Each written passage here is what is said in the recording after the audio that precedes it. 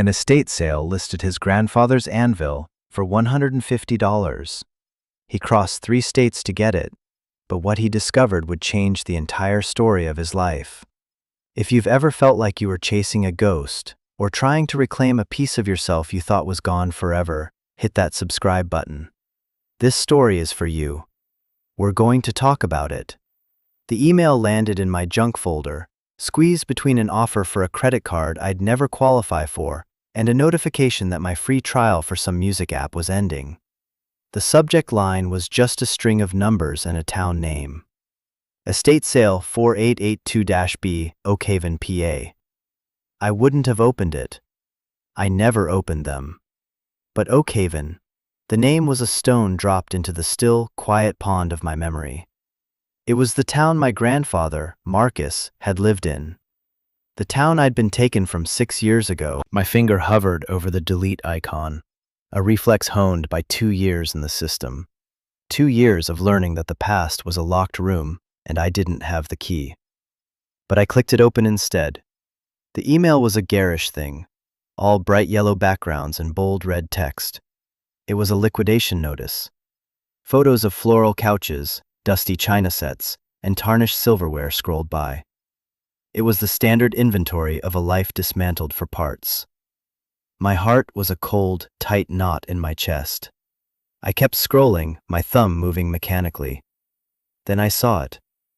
Tucked at the bottom of the page, under a picture of a rusted wheelbarrow, was a photo of my grandfather's workshop. The forge was cold, the tools on the walls casting long shadows in the weak light. And there, in the center of the frame, solid and unmovable as a mountain, was his anvil. It was a beautiful old thing, a 200-pound Peter Wright with a hardened steel face and a distinctive chip on the horn that I'd traced with my finger 1,000 times as a kid. Taped to its side was a flimsy piece of paper, a price tag. The number, written in thick black marker, felt like a punch to the gut. $150. They were selling my grandfather's soul for $150. I was 18 for exactly 4 weeks. I lived in a transitional housing facility they called the Launch Pad, which was a sterile, institutional joke. It was a place with beige walls, gray carpets, and a curfew. The only thing we were launching into was the cold reality of minimum wage and the constant, humming anxiety of being utterly alone. I had $317 to my name, saved from a dishwashing job that left my hands permanently smelling of bleach and regret. 200 of that was earmarked for a security deposit on a room I hadn't found yet. The rest was for instant noodles and bus fare. $150 was more than a price. It was a wall. But looking at that picture, at that solid block of steel that held every good memory I had, I knew I had to find a way over it. That anvil wasn't just a tool. It was the only piece of my history I could still touch. It was the anchor of my life, and it was about to be sold to the highest bidder for the price of a decent pair of boots. Ms. Anya, my caseworker, looked at me over the top of her glasses. Her office was the only room at the launch pad with any color, a sad-looking potted plant and a framed poster of a mountain with the word "Persevere" written under it. She was a good person, trapped in a system that ran on paperwork and pragmatism, not hope. "Leo," she said, her voice calm and measured, "Oakhaven is over 600 miles away. That's a 12-hour bus ride, one way. The sale is this Saturday. It's Thursday." "I know," I said, my voice sounding thinner than I wanted it to. I pushed my phone across her desk, the picture of the anvil glowing on the screen. "I have to go." She picked up the phone and studied the image. She knew my file. She knew Marcus was the one who had taught me to love the fire, the hammer, the hiss of hot steel and water. She knew he was the reason I spent my nights sketching knife designs in a tattered notebook instead of getting into trouble. He was the ghost in my machine. "This was your grandfather's?" she asked, her tone softening. I just nodded. Words felt too big for the moment. She sighed, a long, weary sound. "A bus ticket there and back will be close to $100. Add the cost of the anvil, and you're wiped out. What about your deposit for a room? What's the plan for getting a 200-pound anvil back here? Her questions were logical. They were the right questions, but they felt like they were in a different language. The plan wasn't about logistics. The plan was about holding on. I'll figure it out, I said, the lie tasting like ash in my mouth. I can't let someone turn it into a garden ornament. It doesn't belong in some suburban yard with a gnome sitting on it. It belongs in a workshop. It belongs with me. She looked at me for a long time, her expression unreadable. I expected a lecture, a gentle but firm refusal. I expected the system to do what it always did, tell me no. Instead, she opened her desk drawer and pulled out her wallet. She took out 3 $20 bills and laid them on the desk between us. "This is a loan," she said, her voice firm. "Not from the state, from me. For food. You call me when you get there. You call me if you get into trouble. And you call me when you're on your way back. Deal?" Tears pricked my eyes, hot and unwelcome. It was the first time in years anyone had offered me help without a form to fill out. "Deal," I whispered. The bus station was a purgatory of stale coffee and desperation. I bought my ticket, the cost making a sickening dent in my savings. The bus hissed and groaned, pulling away from the curb and into the pre-dawn darkness. I pressed my forehead against the cold glass, watching the city lights smear and then vanish, replaced by the endless, monotonous dark of the highway. 12 hours. For 12 hours, I was suspended between the life I was trying to escape and a past I was trying to reclaim. The bus was filled with ghosts. People heading toward something or running from something, their faces illuminated in brief, ghostly flashes by the lights of passing cars. I closed my eyes and tried to remember the good things. I remembered the smell of my grandfather's workshop, a mix of coal smoke, hot metal, and quenching oil. I remembered the rhythmic, deafening clang of his hammer on steel, a sound that was more like a heartbeat than noise. He was a mountain of a man, with hands calloused and scarred from a lifetime of wrestling with fire. He would let me stand beside him, my small hands gripping a smaller hammer, and he'd guide my strikes. "Not with your arm, Leo," he'd say, his voice a low rumble. "With your whole body, let the hammer do the work, you're just guiding it home." He taught me how to read the color of the steel, the cherry red of forging temperature, the straw yellow of a good temper. He taught me that to make something strong, you had to heat it, beat it, and then cool it with purpose. He was teaching me about steel, but he was also teaching me about life. Then came the other memories, the ones that crowded the edges of the good ones. The hushed, angry phone calls he'd take late at night, the worry that settled into the lines around his eyes, the way he started looking over his shoulder. I was 12, and I didn't understand the words. Words like foreclosure, debt, leverage. I just understood the feeling, the slow creeping cold that had nothing to do with the weather. And then, one day, a car pulled up, a woman with a tired smile and a clipboard came to the door, and my world ended. They said he couldn't take care of me anymore. They said it was for my own good. He didn't fight them. He just stood on the porch, his big frame looking stooped and old, and watched the car drive away. He didn't even wave. For 6 years, that was the image that haunted me, his stillness, his silence, his abandonment. I hated him for it, and I loved him for it, and the two feelings were so tangled up, I couldn't tell them apart anymore. The bus rocked gently, a cradle of strangers, and for the first time in a long time, I let myself cry, silent tears tracking paths through the grime on the window. I wasn't just going to buy an anvil, I was going to find an answer. The bus pulled into Oakhaven just as the sun was beginning to set, painting the sky in bruised shades of purple and orange. The town was smaller than I remembered, or maybe I had just gotten bigger. The main street was a quiet stretch of brick storefronts, a diner with a flickering neon sign, and a gas station. It felt like a place the world had forgotten. The air was different here, cleaner, colder, smelling of pine and damp earth. It was the smell of my childhood. I didn't have a plan for where to stay. My meager budget screamed for me to sleep on a park bench, but the biting autumn wind had other ideas. I found a small, run-down motel at the edge of town called the Sleepy Pine. The man at the counter had a face like a road map of poor decisions. He took my $40 without a word and slid a key attached to a large plastic pine tree across the counter. The room was exactly what you'd expect for $40. The bedspread was a questionable shade of brown, the air was thick with the ghost of 1,000 cigarettes, and the TV had a coat hanger for an antenna. But it was a room. It had a lock. It was mine for the night. I dropped my backpack on the floor and lay on the bed, the springs groaning in protest. I had made it. Step 1 was complete. But a new kind of anxiety began to creep in. What if the Anvil was already sold? What if someone had bought it online before the sale even officially started? The estate sale was from 9 to 4. I had to be the first one there. I set the alarm on my phone for 6 a.m., but I knew I wouldn't sleep. The ghosts were too loud in Oakhaven. I was outside my grandfather's house at 7:30 the next morning.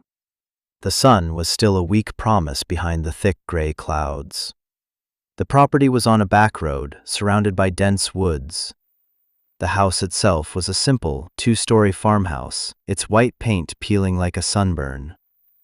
It looked smaller, sadder than I remembered. A large, professionally printed sign was staked in the front yard. "Estate sale today, everything must go." The words felt like a violation. A woman with a clipboard and a tight, joyless ponytail was setting up a cash box on a card table on the porch. She gave me a suspicious look. "We don't open till 9, she said, her voice sharp. "I know. I'll wait," I replied, trying to keep my voice steady. I couldn't bring myself to tell her this was my grandfather's house. To her, it was just inventory. To me, it was a crime scene. I walked around the side of the house, my feet crunching on the gravel driveway. My destination was the workshop, a large, barn-like structure set back from the house. The big rolling door was open, and the cold morning air spilled out. I stepped inside, and my breath caught in my throat. Everything was covered in a thin layer of dust, a shroud over a life's work. Hammers, tongs, and chisels hung in their neat rows on the walls, each with a small white price tag dangling from it. Bags of coal were stacked by the forge, each marked with a price. They had monetized every piece of him. And there, in the center of it all, was the anvil. It was just as I remembered, solid and eternal. The orange tag, $150, was an insult. I walked over to it and placed my hand on its cold steel face. It was like touching an old friend. I could feel the faintest vibrations of 1,000 hammer blows, a history of creation and sweat and fire embedded in the metal itself. I closed my eyes, and for a second, I could almost hear the roar of the forge and the ringing of the hammer. For a second, he was there with me. I spent the next hour walking through the workshop, a ghost in my own past. I saw the spot where he'd taught me to weld, the scorch marks still on the workbench. I saw the bucket of railroad spikes he'd let me practice on, turning them into clumsy, misshapen knives. Every object held a memory, and every price tag felt like a fresh wound. I noticed things the estate sale people had missed or hadn't cared about. The specific way he organized his tongs, from smallest to largest. The worn spot on the wooden floor where he always stood, a shallow depression carved by years of work. I ran my hand along the rough-hewn wooden wall near the forge, my fingers tracing the grain. And then I felt it. A single nail, driven halfway in a spot that made no sense. It wasn't holding anything up. It was just there. My grandfather was a meticulous man. Nothing in his shop was without purpose. I remembered him tapping that same nail one afternoon, telling me, "Everything has its place, Leo, and every place has its reason." At the time, I thought he was just talking about putting tools away. Now, I wasn't so sure. I tried to pull the nail out, but it was stuck fast. I looked closer. It wasn't a nail. It was a pin, designed to look like a nail. My heart started to beat a little faster. This was a secret. This was something just for me. But I couldn't do anything about it now, with the ponytailed woman occasionally glancing in my direction. First, I had to secure the anvil. At 9 o'clock sharp, a few cars pulled into the driveway. A handful of people, mostly older couples looking for antique furniture, began to wander through the house. I stayed in the workshop, a silent guardian.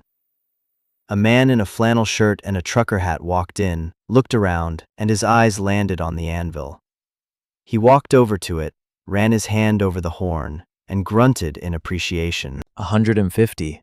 Not a bad price for a good Peter Wright, he said to no one in particular. He looked at me. You thinking about buying it, kid? I am, I said, my voice coming out stronger than I felt.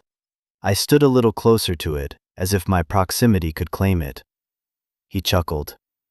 Good luck getting it home. Thing's gotta be 200 pounds. He gave it one last pat and then wandered off, more interested in a set of old wrenches. I didn't breathe again until he was gone. I walked out to the porch, my hands shaking. I handed the woman with the ponytail $150 from my dwindling cash pile. I'll take the anvil, I said. She barely looked up from her sales ledger. Fine, it's marked as sold. You have until 4 o'clock to get it off the property. It's your responsibility to move it. I had just spent more than half my money on a 200-pound block of steel that I had no way to move, in a town where I knew no one, 600 miles from the closest thing I had to a home. But as I walked back into the workshop and saw the "sold" sign she'd slapped on its side, a fierce, protective joy washed over me. It was mine. Whatever happened next, it was mine. I spent the next few hours figuring out the problem of physics. I found an old hand truck in the corner of the workshop, its tires flat. I used a rusty air pump to fill them, the rubber groaning in protest. Wrestling the anvil onto the hand truck was a battle of leverage and sheer willpower. I was sweating and shaking by the time it was balanced.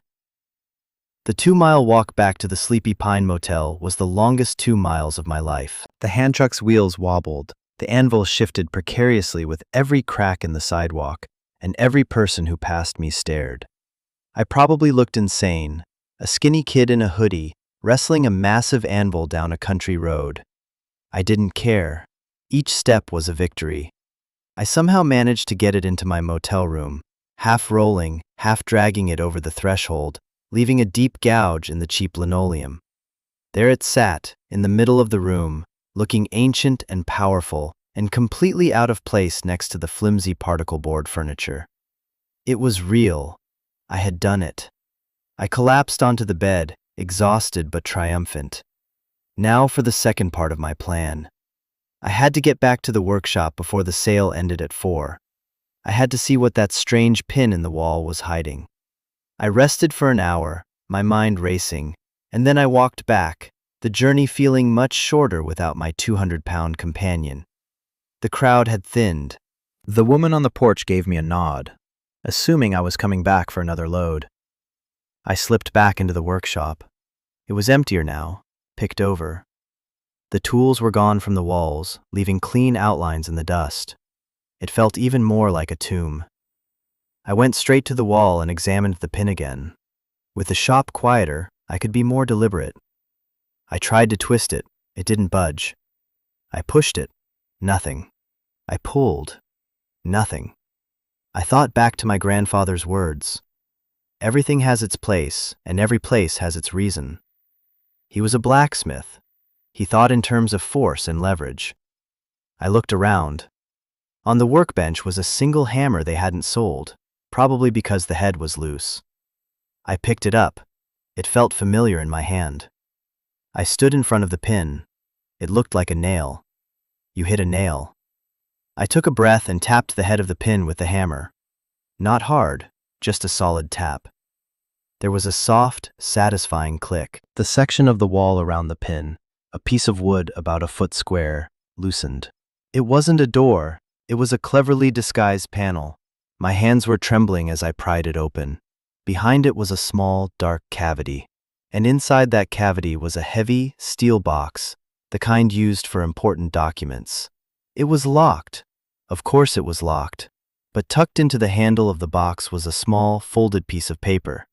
My name was written on the outside in my grandfather's familiar, blocky handwriting. Leo. My heart hammered against my ribs. This was it. This was the answer. I unfolded the paper. It wasn't a letter. It was a combination. 3 numbers. I looked at the box. It had a simple combination dial. My mind raced. What about the key? A box this solid would have a keyhole, too. I felt around in the dark cavity. My fingers brushed against something cold and small. A key, tied with a piece of twine to a hook inside the space. He had left me everything I needed. I pulled the box out. It was heavy, dense with secrets. I couldn't open it here. I had to get it back to the motel. I tucked the box under my jacket, replaced the wooden panel, and tapped the pin. With another click, it locked back into place, looking like nothing more than an old nail. I walked out of the workshop without looking back, the cold weight of the box pressed against my chest. Back in the motel room, the anvil stood like a silent witness. I placed the steel box on the floor beside it. For a moment, I just stared at it. This box held the truth. The truth about the last 6 years of my life. The truth about why the man who taught me everything I knew about strength had simply let me go.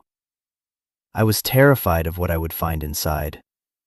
What if the truth was worse than the story I'd told myself? What if he really hadn't wanted me? But not knowing was its own kind of prison. I had to open it. I took a deep breath, my fingers fumbling with the combination dial. I spun the numbers he had written down. The tumblers fell into place with a series of soft clicks. Then I inserted the key. It turned smoothly, and the latch on the box sprang open. I lifted the heavy lid. Inside there were 2 things. The first was a thick stack of envelopes, bound together with a rubber band. They were all addressed to me. The second was a bundle of cash, wrapped in wax paper. I counted it. It was $5,000. Enough for a security deposit. Enough for a new start. Enough to run away and never look back. But the money was secondary. My eyes were fixed on the letters. I picked up the stack. The top envelope was simply labeled, Number 1, read me first. My hands were shaking so badly I could barely tear it open. The letter inside was several pages long, filled with my grandfather's strong, slightly slanted script. I sat on the edge of the lumpy motel bed and began to read. My dearest Leo, it began. If you are reading this, then it means 2 things. First, that I am gone. And second, that you were clever enough to find your way back here. I always knew you were. I am so sorry, my boy, for everything. The words blurred through my tears. I had to stop and wipe my eyes before I could continue. I need you to understand, he wrote. I never wanted you to go. Sending you away was the hardest thing I have ever done. It broke my life in 2. But I had no choice. I was in trouble, Leo, deep trouble. He went on to explain. He'd taken out a loan against the property years ago to pay for my grandmother's medical bills. The loan was from a company that seemed legitimate at first, but they were predators. The interest rates were criminal, the terms impossible. After she passed, he fell behind. The company, a developer called Northgate Holdings, didn't just want their money back. They wanted the land. His property, and the properties around it, were sitting on a prime spot for a new suburban development. They started pressuring him, threatening him. At first, it was just letters and phone calls. Then, men started showing up at the workshop.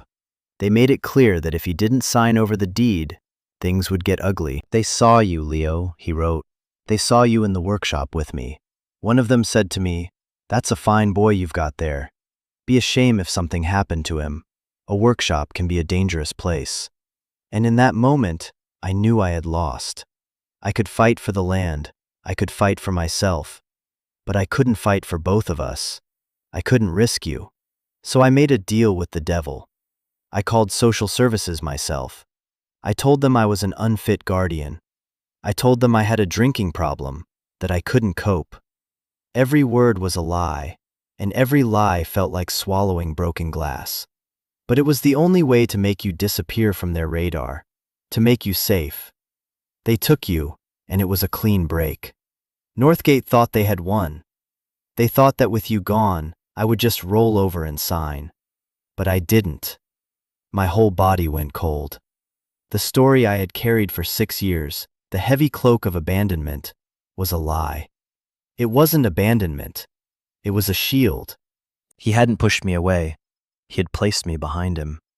I put the letter down, my chest aching with a grief so profound it felt like I was drowning. I cried. I cried for the 12-year-old boy in the back of that car, watching his whole world shrink in the rearview mirror. I cried for the man who had to tear out his own heart to save his grandson. I cried for the 6 years of anger and resentment I had carried, a weight that had shaped the person I had become. It was all built on a lie, a necessary, terrible, beautiful lie. After a long time, I picked up the letter and kept reading. He explained that he'd spent the last 6 years fighting them in his own way. He couldn't win in court.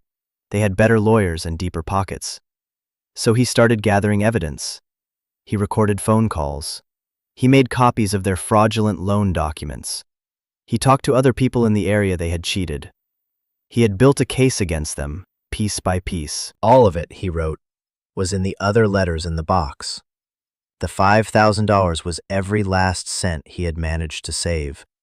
It was for me. Here's the choice I am leaving you, Leo, the letter concluded.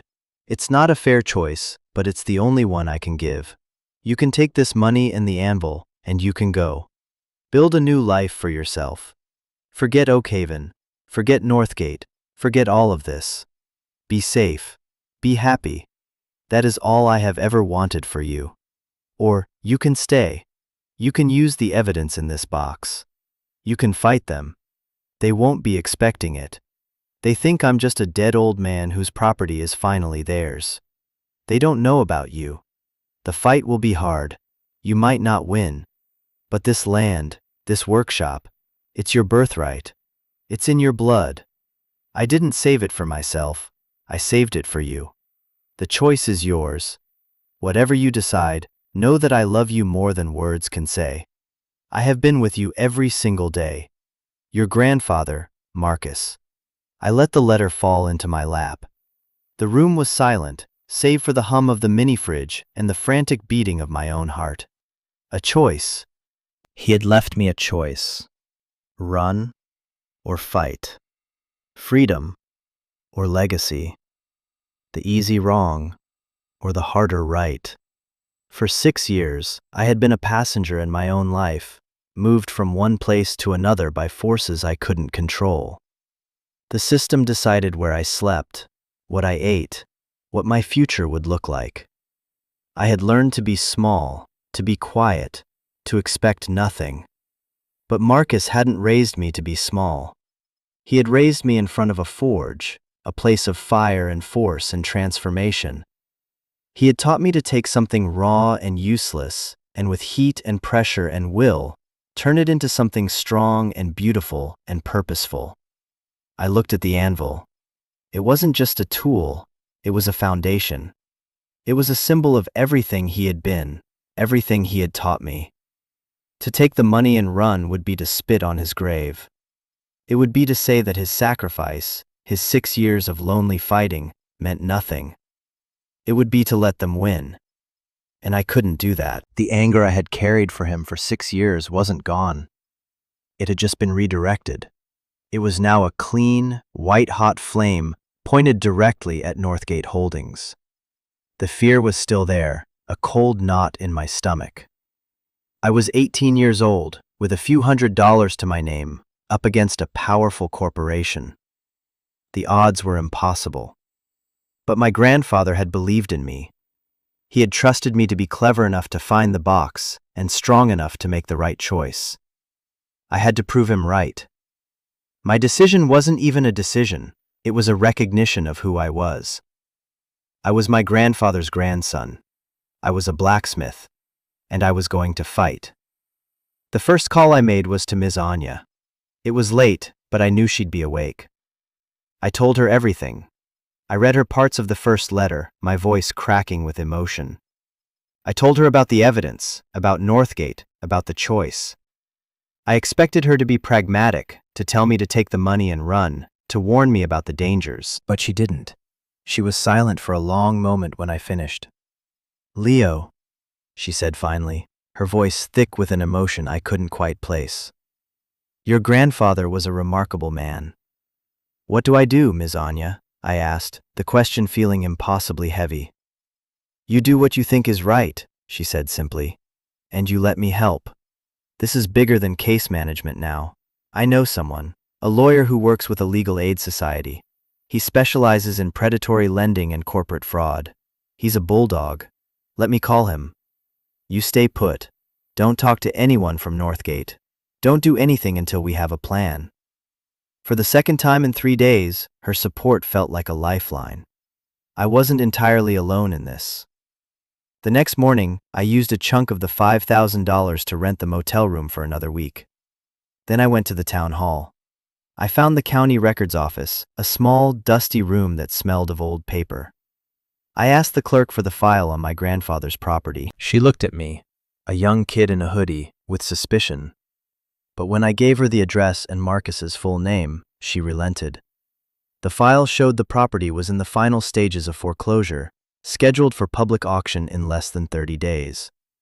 Northgate Holdings was the primary lien holder, but it wasn't theirs yet. There was still a window.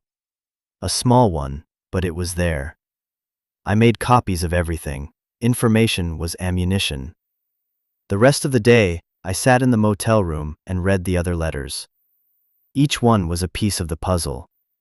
One contained detailed notes of every conversation he'd had with Northgate's representatives, with dates, times, and direct quotes.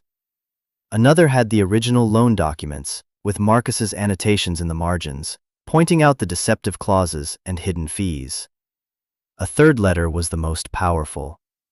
It was a collection of stories from 3 other families in the Oak Haven area who had lost their land to Northgate in the exact same way. They had been isolated, intimidated, and forced out. My grandfather had documented it all. He had built a class action lawsuit in a box. He had given me a sword. The lawyer Miss Anya connected me with, a man named Ben Carter, called that afternoon. His voice was tired but sharp, a voice that had spent years fighting losing battles and had won just enough of them to keep going. I told him the whole story. He listened patiently, only interrupting to ask clarifying questions. When I was done, there was a long pause on the other end of the line. "Mr. Thorne," he said, and the use of the formal address sent a strange jolt through me. "Your grandfather has handed you a grenade.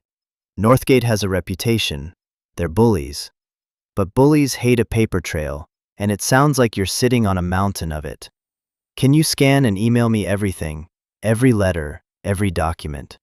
I spent the next 2 days at the local library, using their public scanner to digitize every single page my grandfather had left me. I sent it all to Ben. The waiting was excruciating. I cleaned the Anvil. I used a wire brush and oil, carefully removing the surface rust, revealing the dark, hardened steel beneath. I cleaned the chip on the horn, the maker's mark, the slight sway in the face from a century of work. Cleaning it felt like an act of devotion. It focused me. It connected me to him. On the 3rd day, Ben called back. "Okay, Leo," he said, and the weariness in his voice had been replaced by a spark of something else. Excitement. "This is good. This is very good. Their loan contract is predatory under state law. The harassment your grandfather documented is actionable, and the stories from the other families, that establishes a pattern of racketeering. They never thought anyone would connect the dots. This isn't just about saving your property anymore. This could be a real problem for them." He laid out the plan. First, we'd file for an emergency injunction to halt the foreclosure auction, using my grandfather's evidence as cause. Second, we'd file a lawsuit against Northgate on behalf of my grandfather's estate, which was now my estate, for fraud, harassment, and predatory lending. Third, he would reach out to the other families my grandfather had identified. It wasn't a guarantee. It was the first shot in what would be a long, ugly war. But it was a shot. "This will take money, Leo," Ben warned. "More than what you have. The injunction will cost a few thousand in legal fees just to file." I looked at the anvil. Then I looked at the remaining cash on the motel dresser. "I have the anvil," I said, an idea forming. It was a crazy idea. "What?" "My grandfather was a blacksmith. I'm a bladesmith. That's what I do. I make knives. I can work. I can sell them. I can fund this myself." It was a bold, almost ludicrous statement. I had no workshop, no tools besides the anvil, and no customers. But saying it out loud made it feel real. I wasn't just the victim in this story anymore. I was a participant. The next day, I used the last of the cash from Ms. Anya and some of my grandfather's money to buy a bus ticket back home. I couldn't afford to move the anvil yet. I paid the motel owner $200 to store it in his back shed, a dusty space filled with broken lawnmowers and old tires. He looked at me like I was crazy, but he took the money. Leaving it behind felt like leaving a part of myself, but I knew I'd be back for it. This wasn't goodbye. The 12-hour ride back was different. I wasn't running from a past I didn't understand. I was heading toward a future I had chosen. When I got back to the launch pad, I gave Miss Anya the $60 she had loaned me. I told her the plan. She just nodded, a small, proud smile on her face. I used the money I had left to buy a few essential tools, a portable gas forge, a good hammer, some steel. I set up a makeshift workshop in the backyard of the transitional house, a clear violation of about a dozen rules. But for the first time, I didn't care about the rules. I had a purpose. I started forging. I made simple, sturdy knives, the kind a hunter or a craftsman would use. I poured all of my anger, my grief, and my hope into the steel. Each hammer blow on the small piece of railroad track I was using as a makeshift anvil was a blow against Northgate. Each finished blade was a step closer to Oak Haven. I sold them online, on forums for knife enthusiasts. The first one sold for $75. It felt like $1 million. I sent every dollar I made to Ben Carter for the legal fund. The injunction was granted. The auction was halted. It was a small victory, but it was everything. Northgate's lawyers responded with a blizzard of motions and threats, trying to bury us in paperwork, trying to bleed me dry. But they didn't know what they were up against. They were up against a ghost. They were up against Marcus Thorne's grandson. The fight is still going on. It's been a year. I'm not in the launch pad anymore. I rent a small garage space where I have a proper workshop now. The legal battle is slow, a grinding war of attrition. But we're winning. 2 of the other families have joined the lawsuit. The local paper in Oak Haven wrote an article about it. Northgate is feeling the heat. Last month, I drove a rented truck across 3 states and went back to Oak Haven. I went to the Sleepy Pine Motel, and the owner, who remembered me, helped me load the anvil into the back. Driving it back to my new workshop, I felt a sense of completion, of a circle closing. It sits in the center of my shop now, the heart of the entire operation. It's not just a piece of steel, it's a promise. It's a monument to a father's love disguised as abandonment. It's a reminder of what I'm fighting for. I look at it every day before I start working. I see the chip on the horn, and I remember being a small boy, full of wonder. I see the hardened steel face, and I remember the lessons about strength and pressure and purpose.